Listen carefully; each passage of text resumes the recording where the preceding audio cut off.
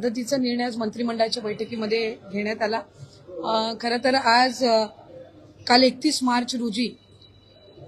महिला व बाल विकास विभागाअंतर्गत महायुतीच्या सरकारच्या वतीने जी मुख्यमंत्री माझी लाडकी बहीण योजना सुरू आहे त्याची ई-केवायसीच्या संदर्भातली मुदत ही काल 31 मार्च रोजी त्या ठिकाणी संपली। पण काही निवेदनं आमच्याकडे प्राप्त झालेली होती, काही त्या संदर्भातल्या ई-केवायसीच्या संदर्भातल्या काही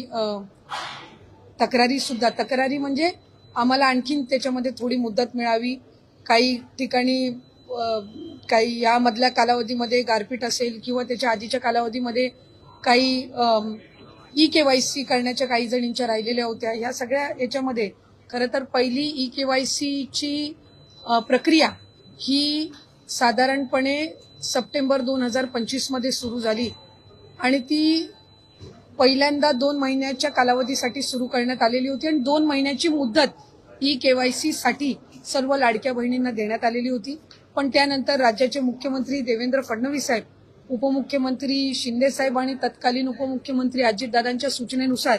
ती मुदत 31 डिसेंबर पर्यंत वाढवण्यात आलेली होती। त्यानंतर सुद्धा काही सूचना आल्या की ई-केवायसी करत असताना काहींनी चुकीचे ऑप्शन निवडले, काहींनी ई-केवायसी भरून सुद्धा त्यांना काही तांत्रिक बाबींमुळे त्याच्यामध्ये लाभ हा मिळत नव्हता, काही ई-केवायसी करण्याच्या काही जणींच्या राहिलेल्या होत्या। ह्या सगळ्या याच्यामध्ये खरं तर पहिली ई-केवायसीची प्रक्रिया ही साधारणपणे सप्टेंबर 2025 मध्ये सुरू झाली आणि ती